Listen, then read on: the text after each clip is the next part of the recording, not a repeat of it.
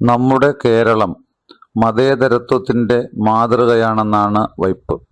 എന്നാൽ സത്യം അതാണോ? ചില വിഭാഗങ്ങൾ മാത്രമാണ് ഇവിടെ മതേതരത്വം പാലിക്കുവാൻ ബാധ്യസ്ഥരാവുന്നത്. എന്നാൽ മതന്യൂനപക്ഷങ്ങൾ എന്നവകാശപ്പെടുന്ന ചിലർക്ക് ഇതൊന്നും പാലിക്കുവാനുള്ള ബാധ്യതയില്ല എന്നു മാത്രമല്ല, എന്ത് കള്ളങ്ങളും എഴുന്നള്ളിക്കുവാനുള്ള സ്വാതന്ത്ര്യവും ഉണ്ട്. അതിന് ഉദാഹരണമായൊരു കാര്യമാണ് ഇന്നത്തെ വീഡിയോയിലൂടെ നിങ്ങളുടെ ശ്രദ്ധയിൽപ്പെടുത്തുവാൻ ആഗ്രഹിക്കുന്നത്. നമ്മുടെ നാട്ടിൽ അൽമായ മുന്നേറ്റം എന്നൊരു സംഘടനയുണ്ട്.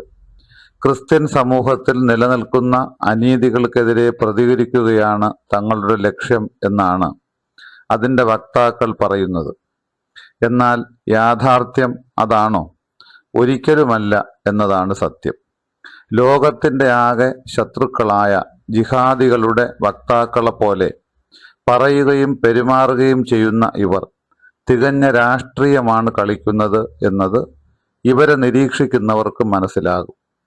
സമീപകാലത്ത് നമ്മുടെ നാട്ടിൽ വിവാദമായ രണ്ട് വിഷയങ്ങളാണ് FCRA ഭേദഗതിയും ക്രിസ്ത്യൻ വെൽഫെയർ ബോർഡും. രാജ്യ താൽപ്പര്യത്തിനായി കൊണ്ടുവന്ന FCRA ഭേദഗതിക്കെതിരെ ക്രിസ്ത്യൻ മതവിശ്വാസികളെ ഇളക്കിവിടുവാനും അവരിൽ അവിശ്വാസം വളർത്തുവാനുമാണ് ഇത്തരക്കാർ ശ്രമിച്ചത്. അൽമായ മുന്നേറ്റം നേതാവായ ശ്രീ ഷൈജു ആന്റണിയുടെ വാക്കുകൾ നമുക്ക് കേൾക്കാം. അതിലെന്തെങ്കിലും ശരിയുണ്ടോ എന്ന് നിഷ്പക്ഷമായി പരിശോധിക്കാം. ആദ്യമായി ക്രിസ്ത്യൻ വെൽഫെയർ ബോർഡിനെ കുറിച്ച് അദ്ദേഹം എന്താണ് പറയുന്നത് ഒന്ന് കേട്ടുനോക്കൂ. ഒരു വെൽഫെയർ ബോർഡ് എന്നാണ് അതിന്റെ പേര്. അതെ, അത് കേട്ട് കഴിഞ്ഞാൽ സ്വാഭാവികമായിട്ട് ആളുകൾ വിചാരിക്കുക എന്താണ്, നമുക്ക് എന്തോ കൂടുതൽ വെൽഫെയർ, സെൻട്രൽ ഗവൺമെന്റ് എന്തോ വെൽഫെയർ ഒക്കെ നമുക്ക് തരാനുള്ള ഒരു സാധനമാണെന്നാണ് വിചാരിക്കുന്നത്. പക്ഷെ അതിനകത്ത് 3 പ്രധാനപ്പെട്ട ലക്ഷ്യങ്ങൾ അതിനകത്ത് എഴുതിയിട്ടുണ്ട്. അപ്പൊ ഒന്നാമത്തെ ലക്ഷ്യം എന്താണ്? ഒന്നാമത്തെ ലക്ഷ്യം വിവാഹമാണ്. വിവാഹം സംബന്ധിച്ച തർക്കങ്ങൾ, പരിഹാരങ്ങൾ തീർക്കുക എന്നുള്ളതാണ് ഒന്നാമത്തെ ലക്ഷ്യം. രണ്ടാമത്തെ ലക്ഷ്യം ഫ്യൂണറലാണ്. അതും വലിയൊരു വിഷയമാണ്. അതൊരു വലിയ വിഷയമാണ്. മൂന്നാമത്തെ വിഷയം ആരാധനാ സ്വാതന്ത്ര്യമാണ്. ഈ 3 വിഷയങ്ങളിൽ ഏത് വിഷയത്തിനാണ് ക്രിസ്ത്യാനിക്ക് വെൽഫെയർ വേണ്ടതെന്ന് വെറുതെ സിമ്പിളായിട്ട് ആലോചിച്ചാൽ മതി. വിവാഹം, ശവസംസ്കാരം, ആരാധനാ സ്വാതന്ത്ര്യം ഇവയാണ് പ്രസ്തുത വെൽഫെയർ ബോർഡിന്റെ പ്രധാന ചുമതലകൾ എന്നാണ് അദ്ദേഹം പറയുന്നത്. വരാൻ പോകുന്നു എന്ന് ആരൊക്കെയോ പറയുന്ന ക്രിസ്ത്യൻ വെൽഫെയർ ബോർഡിന്റെ പ്രവർത്തന ഉദ്ദേശം ഈ 3 കാര്യങ്ങളാണ് എന്ന കാര്യം കേന്ദ്ര സർക്കാർ എവിടെയെങ്കിലും പ്രസിദ്ധീകരിച്ചിട്ടുണ്ടോ? കേന്ദ്ര സർക്കാരിന്റെ വക്താക്കൾ ആരെങ്കിലും ഇപ്രകാരം പത്രസമ്മേളനം നടത്തി പ്രഖ്യാപിച്ചിട്ടുണ്ടോ? നമ്മൾ ആരും അത് കേട്ടിട്ടില്ല. കേന്ദ്ര സർക്കാരിന്റെ ഒരു പ്രസിദ്ധീകരണത്തിലും നമ്മൾ ഇത് കണ്ടിട്ടുമില്ല. അങ്ങനെയാണെങ്കിൽ ഈ ഷൈജു ആന്റണിക്ക് എവിടെ നിന്നാണ് ഈ വിവരം കിട്ടിയത്? ചിലപ്പോൾ ദൈവികമായ വെളിപാടായിരിക്കാം. ശ്രീമാൻ ഷൈജു ആന്റണി അവിടെയും നിർത്തുന്നില്ല. ക്രിസ്ത്യൻ വെൽഫെയർ ബോർഡിന്റെ ആർക്കും അറിയാത്ത വ്യവസ്ഥകൾ വീണ്ടും വീണ്ടും അദ്ദേഹം വെളിപ്പെടുത്തുകയാണ്. വീണ്ടും നമുക്ക് കേൾക്കാം. പക്ഷേ ഈ വഖഫ് ബൈ യൂസർ പോലെ ഈ ബോർഡിനകത്ത് ബൈ യൂസർ എന്ന് പറയുന്ന ടേം എടുത്തു കളഞ്ഞാൽ ഇവിടെയുള്ള പല പുരാതന പള്ളികളുടെയും മേൽ വേറെ ആളുകളുടെ ക്ലെയിം. വഖഫ് ഭേദഗതി നിയമത്തോടാണ് ഇപ്പോൾ അദ്ദേഹം വെൽഫെയർ ബോർഡിനെ സാമ്യപ്പെടുത്തുന്നത്. എന്തിനാണ് വഖഫ് ഭേദഗതി കൊണ്ടുവന്നത് എന്നത് ചുരുങ്ങിയ പക്ഷം ഷൈജു ആന്റണിക്കെങ്കിലും അറിയാം. വഖഫ് നിയമത്തിന്റെ നീരാളിപ്പിടുത്തത്തിനു മുന്നിൽ നിരാലംബരായ മുനമ്പത്ത സഹോദരങ്ങളിൽ അൽമായരും ധാരാളമുണ്ടായിരുന്നു. പക്ഷേ അവർക്ക് വേണ്ടി ശബ്ദിക്കുവാൻ അന്ന് ഷൈജു ആന്റണിയെ കണ്ടില്ല. ഒരുപക്ഷെ ജിഹാദികളുടെ ശബ്ദമായതുകൊണ്ടാകാം. എന്തായാലും ഷൈജു ആന്റണിയുടെ വാക്കുകളിലേക്ക് തിരികെ വരാം. വഖഫ് ബൈ യൂസർ എന്ന പോലെ ബൈ യൂസർ, അതായത് കൈവശക്കാരൻ എന്ന പദം വെൽഫെയർ ബോർഡ് നിയമത്തിലില്ലെങ്കിൽ എന്ത് സംഭവിക്കും എന്ന് ക്രിസ്ത്യാനികളോട് അദ്ദേഹം പറയുകയാണ്. നമ്മുടെ പുരാതനമായ പല പള്ളികളിലും മറ്റാരൊക്കെയോ അവകാശവാദം ഉന്നയിക്കും എന്ന്. ആരാണ് ഈ അവകാശവാദം ഉന്നയിക്കാൻ പോകുന്നവർ എന്ന് ഷൈജു ആന്റണിക്ക് അറിയൂ. തുർക്കിയിലെ ഹാഗിയ സോഫിയ പള്ളിയെ ഇസ്ലാമിക തീവ്രവാദികൾ പിടിച്ചെടുത്ത് മുസ്ലിം പള്ളിയാക്കി മാറ്റിയതുപോലെ ഇവിടെ ഏതെങ്കിലും ജിഹാദികൾ പിടിച്ചെടുക്കുമെന്നാണോ ഉദ്ദേശിച്ചത് എന്ന് ഷൈജു ആന്റണിക്കേ അറിയൂ. കാരണം ഇവിടത്തെ ഭൂരിപക്ഷ മതമായ ഹിന്ദു മതത്തിലെ ആൾക്കാർ ഒരിക്കലും ആരുടെയും ആരാധനാലയങ്ങൾ പിടിച്ചെടുത്ത ചരിത്രമില്ല. പകരം അവർക്ക് ആരാധനാലയങ്ങൾ നിർമ്മിച്ചു നൽകിയ ചരിത്രമേ ഉള്ളൂ. തീർന്നില്ല, തുടർന്ന് കേട്ടോളൂ. പറയുന്നത് ഈ FCRAയും ക്രിസ്ത്യൻ വെൽഫെയർ ബോർഡും എല്ലാം ചേട്ടനും അനിയനും പോലെയാണ്. ഇവരെല്ലാവരും ഒരേ ഫാമിലിയിൽപ്പെട്ടതാണ്. സഭ വളരെ ദീർഘവീക്ഷണത്തോടുകൂടി ഇതിനെ എതിർത്തില്ലെങ്കിൽ സഭയ്ക്കുണ്ടാകാൻ പോകുന്ന പ്രതിസന്ധി എന്ന് പറയുന്നത് ചില്ലറയല്ല. ഞാൻ പറയണ FCRA നിയമം തന്നെ നിങ്ങൾ എടുത്തു നോക്കും. ഈ FCRA നിയമം 2020 അത് ഒരു പ്രാവശ്യം പരിഷ്കരിച്ചതാണ്. അപ്പൊ അന്ന് ഇത് പരിഷ്കരിച്ച സമയത്ത് വളരെ സ്ട്രിഞ്ചന്റ് ആയിട്ടുള്ള ലോയാണ്. ഞാൻ പറയണത് വളരെ, നിങ്ങൾ PC ജോർജിന്റെയും ഷോൺ ജോർജിന്റെ ഒക്കെ പ്രസ്താവനയിൽ എന്താണ് പറയണമെന്ന് അറിയാമോ? പുറത്തു നിന്ന് ഫണ്ട് കൊണ്ടുവരുന്നു, ആ ഫണ്ടിന് കണക്ക് കൊടുക്കണമെന്ന് പറയണേൽ കണക്ക് കൊടുക്കലല്ല ഇവിടെ പ്രശ്നമെന്ന്. ഫണ്ടിന് കണക്ക് കൊടുക്കണമെന്നുള്ളത് 2020 തൊട്ട് വളരെ സ്ട്രിഞ്ചന്റ് ആയ ലോസ് ആണ്. അവിടെ വളരെ ചെറിയ നിസ്സാരമായ മൈന്യൂട്ട് എറർ മതി ഈ FCRA ലൈസൻസ് ക്യാൻസൽ ആവാൻ. FCRA, ക്രിസ്ത്യൻ വെൽഫെയർ ബോർഡ് എന്നിവ ചേട്ടനും അനിയനും പോലെയാണത്രേ. രണ്ടിനെയും സഭ എതിർത്തില്ലെങ്കിൽ വലിയ പ്രതിസന്ധി ഉണ്ടാകും.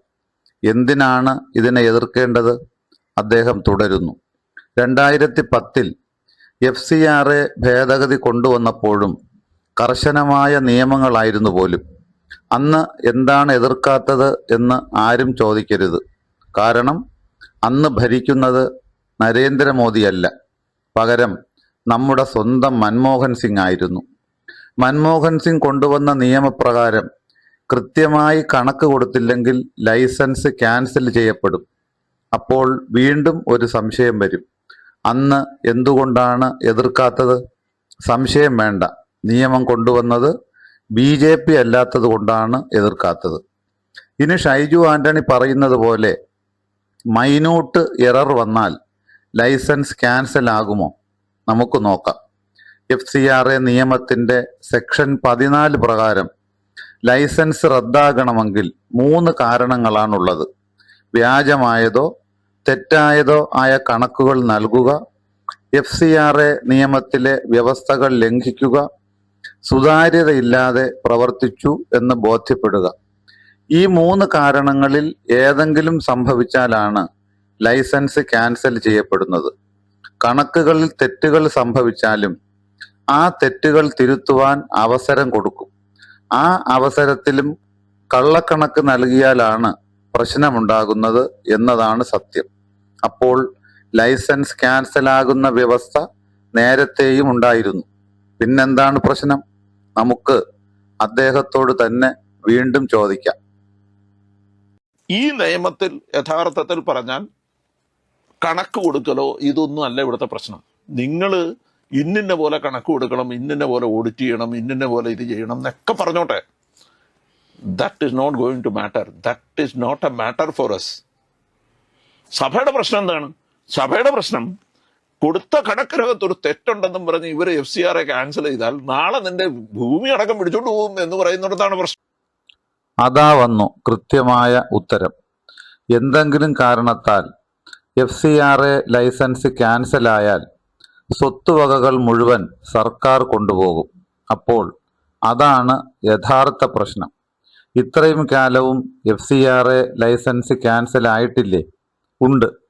അന്ന് FCRA പണം ഉപയോഗിച്ച് സമ്പാദിച്ച സ്വത്തുവകകൾ പോകുമായിരുന്നോ? ഇല്ല. അപ്പോൾ യഥാർത്ഥ പ്രശ്നം അവിടെയാണ്. ഏതെങ്കിലും ഒരു തട്ടിപ്പുകാരൻ ഒരു സംഘടനയുടെ പേരിൽ FCRA ലൈസൻസ് സ്വന്തമാക്കുന്നു. അതുപയോഗിച്ച് വിദേശ രാജ്യങ്ങളിൽ നിന്നും കോടിക്കണക്കിന് രൂപ ഇവിടേക്ക് കൊണ്ടുവരുന്നു. ആ പണം ഉപയോഗിച്ച് സ്കൂളുകളോ ആശുപത്രികളോ തൊഴിൽ സ്ഥാപനങ്ങളോ ആരംഭിക്കുന്നു. പിന്നീട് കൃത്യമായ കണക്ക് കൊടുക്കാതെ മനഃപൂർവ്വം FCRA ലൈസൻസ് ക്യാൻസൽ ചെയ്യിപ്പിക്കുന്നു. പിന്നങ്ങോട്ട് പരമസുഖം. FCRA ഫണ്ട് ഉപയോഗിച്ച് വാങ്ങിയ സ്കൂളോ ആശുപത്രിയോ ഒക്കെ സ്വന്തമായി മാറും. അതോടുകൂടി സേവനവും അവസാനിക്കും. സേവിക്കാൻ നടന്നവൻ കോടീശ്വരനായി മാറും. പുതിയ ഭേദഗതി പ്രകാരം ഇങ്ങനെ വരുന്ന അവസരത്തിൽ ആ വസ്തുവകകൾ സർക്കാരിൻ്റെ മേൽനോട്ടത്തിലുള്ള ഒരു അതോറിറ്റിക്ക് കൈമാറും. പിന്നീട് ക്യാൻസൽ ചെയ്യപ്പെട്ട ലൈസൻസ് പുനഃസ്ഥാപിക്കുകയാണെങ്കിൽ ആ സ്വത്തുവകകൾ സംഘടനയ്ക്ക് തന്നെ തിരികെ നൽകും. FCRA ലൈസൻസ് പുനഃസ്ഥാപിക്കുവാൻ എന്തെങ്കിലും വ്യവസ്ഥയുണ്ടോ? FCRA നിയമത്തിൻ്റെ സെക്ഷൻ 32 പ്രകാരം ക്യാൻസൽ ചെയ്യപ്പെട്ട ലൈസൻസ് പുനഃസ്ഥാപിക്കുന്നതിനായി കേന്ദ്ര സർക്കാരിന് അപ്പീൽ നൽകാവുന്നതാണ്. ക്യാൻസൽ ചെയ്യപ്പെട്ട് 1 വർഷത്തിനകം അപ്പീൽ നൽകിയിരിക്കണം എന്ന് മാത്രം. അഥവാ കേന്ദ്ര സർക്കാർ അത് നിരസിക്കുന്ന പക്ഷം, അല്ലെങ്കിൽ ലൈസൻസ് പുതുക്കാതിരിക്കുന്ന പക്ഷം അപേക്ഷകന് നേരിട്ട് ഹൈക്കോടതിയെ സമീപിക്കാവുന്നതാണ്. ഹൈക്കോടതിയിൽ ശരിയായ രേഖകൾ സമർപ്പിച്ച് ലൈസൻസ് പുതുക്കി വാങ്ങാവുന്നതുമാണ്. ഇതാണ് യാഥാർത്ഥ്യമെന്നിരിക്കെ ഷൈജു ആന്റണി എന്തിനാണ് കുരയ്ക്കുന്നത്? തീർച്ചയായും അതിൻ്റെ പിന്നിൽ രാഷ്ട്രീയമാണ്. തങ്ങളുടെ തട്ടിപ്പ് ഇനിയും തുടരാനാവില്ല എന്ന തിരിച്ചറിവാണ്. അപ്പൊ എന്താണ് കാരണം എന്ന് വെച്ചാൽ, മൈനോറിറ്റീസിന്റെ മേൽ ഒരു സെൻട്രലൈസ്ഡ് കൺട്രോൾ ഉണ്ടാക്കുക എന്ന ഒരു ലക്ഷ്യത്തോടു കൂടി വളരെ ബോധപൂർവം പടച്ചൊരുക്കുന്ന ഒരു സാധനം. എന്തിനാണ് ഈ നിയമം കൊണ്ടുവരുന്നതെന്നാണ് ഷൈജു ആന്റണി തുടർന്ന് പറയുന്നത്. ന്യൂനപക്ഷങ്ങളുടെ മേൽ സെൻട്രലൈസ്ഡ് കൺട്രോൾ കൊണ്ടുവരികയാണ് ഇതിൻ്റെ ഉദ്ദേശം പോലും. ന്യൂനപക്ഷങ്ങളായതുകൊണ്ട് ആരും കൺട്രോൾ ചെയ്യാൻ പാടില്ല എന്നാണോ? അതോ കൺട്രോൾ ചെയ്യാൻ തങ്ങൾ അനുവദിക്കുകയില്ല എന്നാണോ? അദ്ദേഹം മറ്റെന്തോ കൂടി പറയുന്നു. ഞാൻ പറയണത്, ഈ ക്രിസ്ത്യൻ വെൽഫെയർ ബോർഡ് എന്നൊക്കെ പറഞ്ഞ ഒരു സാധനം നാളുകൾക്ക് മുമ്പേ ആലോചിച്ച് ഉറപ്പിച്ചു വെച്ച് കൃത്യമായ ആസൂത്രണത്തോടു കൂടി ഇപ്പോൾ നടപ്പാക്കുന്നതാണ് എന്ന് മാത്രമേ നമുക്ക് കരുതാൻ പറ്റൂ. കുറേ നാളുകൾ കൊണ്ട് ആലോചിച്ച് വളരെ ആസൂത്രണത്തോടെ നടപ്പിലാക്കുന്നതാണ് ഈ നിയമം എന്നാണ് ഷൈജു ആന്റണി പറയുന്നത്. ആരാണ് ഇതൊക്കെ ആസൂത്രണം ചെയ്യുന്നത്? എന്താണ് അവരുടെ ഉദ്ദേശം? ഷൈജു ആന്റണിയിൽ നിന്ന് തന്നെ നമുക്കത് കേൾക്കാം. ഇതാണ് ഞാൻ പറയണതെന്ന് വെച്ച് കഴിഞ്ഞാൽ, ഇവർ ചോദിക്കുന്നത് അമിത്ഷായോട് പറയട്ടെ എങ്ങനെയാന്ന് ചോദിക്കുമ്പോൾ അതിന്റെ അർത്ഥം എന്താണ്? ഈ ബില്ലിന്റെ പുറകിൽ ആരാണ്? ഈ ബില്ലിന്റെ പുറകിൽ അമിത്ഷായാണ്. അമിത്ഷായാണെങ്കിൽ അതിന്റെ പുറകിൽ ആരാണ്? RSS ആണ്. കേട്ടല്ലോ, ഈ നിയമത്തിന് പിന്നിൽ അമിത്ഷായാണ്. അമിത്ഷായാണെങ്കിൽ അതിൻ്റെ പിന്നിൽ തീർച്ചയായും RSS ആണ്. അമിത്ഷാ ഒരു നിയമം കൊണ്ടുവരുമ്പോൾ RSSനോട് ആലോചിക്കുന്നതിന് പകരം കത്തോലിക്ക സഭയോട് ആലോചിക്കണമെന്നാണ് ഷൈജു ആന്റണി പറയുന്നതിൻ്റെ അർത്ഥം. ഇനി അഥവാ കത്തോലിക്ക സഭയോട് ആലോചിച്ചില്ലെങ്കിൽ, സഭ പറയുന്നത് പോലെ നിയമം ഉണ്ടാക്കിയില്ലെങ്കിൽ അതിനെ ശക്തമായി എതിർക്കും. മതന്യൂനപക്ഷങ്ങളെ അടിച്ചമർത്തുന്നു, ഹിന്ദുരാഷ്ട്രം സ്ഥാപിക്കാൻ പോകുന്നു തുടങ്ങി ധാരാളം മുദ്രാവാക്യങ്ങൾ നമ്മുടെ സ്റ്റോക്കിലുണ്ട്. അതെടുത്തങ്ങ് ഉപയോഗിക്കും. അതിന് കൂട്ടുനിന്നില്ലെങ്കിൽ PC ജോർജ് ആയാലും ഷോൺ ജോർജ് ആയാലും തങ്ങൾ ഒറ്റുകാരായി തന്നെ കണക്കാക്കും. രാഷ്ട്രീയത്തിൽ BJPയോടൊപ്പം ചേർന്ന ഷോൺ ജോർജും PC ജോർജും അടക്കമുള്ള ആളുകൾ കേരളത്തിലെ ക്രൈസ്തവരെ തൂക്കി വിൽക്കുക. പറയുന്നത് കേട്ടല്ലോ. BJPയോടൊപ്പം ചേർന്ന PC ജോർജും മകനും ക്രിസ്ത്യാനികളെ തൂക്കി വിൽക്കുകയാണ് പോലും. ഇത്രയും കാലം ഞങ്ങൾ എല്ലാവരും കൂടെ തൂക്കി വിറ്റുകൊണ്ടിരുന്നതാണ്. PC ജോർജ് BJPയിൽ ചേർന്നതോടെ അത് പഴയതുപോലെ ഫലിക്കുന്നില്ല. അതാണ് ഈ വിഷമം. ഷൈജു ആന്റണിയെപ്പോലെയുള്ള കള്ളനാണയങ്ങളെ തിരിച്ചറിയാനുള്ള ശേഷി കേരളത്തിലെ നല്ലവരായ ക്രൈസ്തവ സമൂഹത്തിനുണ്ട്. വഖഫ് നിയമത്തിന്റെ ബലത്തിൽ മുനമ്പത്ത് നിരാലംബരായ ക്രിസ്ത്യൻ സഹോദരിമാരെ തെരുവിലിറക്കിയപ്പോൾ ഷൈജു ആന്റണിയെ അതിൻ്റെ 7 അയലത്ത് കണ്ടില്ല.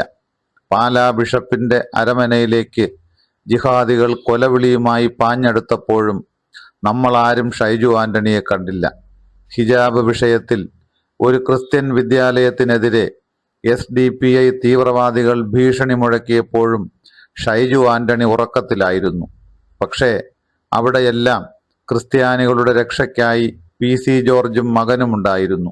അതുകൊണ്ട് തന്നെ പി സി ജോർജും മകനും ആരാണെന്നും അവരുടെ ഉദ്ദേശമെന്താണെന്നും നല്ലവരായ ക്രൈസ്തവർക്ക് മനസ്സിലാകും.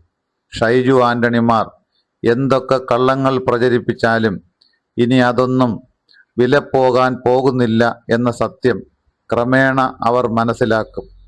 പാണ്ടൻ നായകളുടെ ശൗര്യം പണ്ടേ പോലെ ഇനി ഒരിക്കലും ഫലിക്കുകയില്ല. നല്ലവരായ ക്രിസ്ത്യാനികൾ 1599 ജൂൺ മാസത്തിൽ തന്നെ ഈ നാടിനായി പ്രതിജ്ഞ എടുത്തവരാണ്. ആ ചരിത്രം ഷൈജു ആന്റണി ഓർക്കുന്നത് നല്ലത്.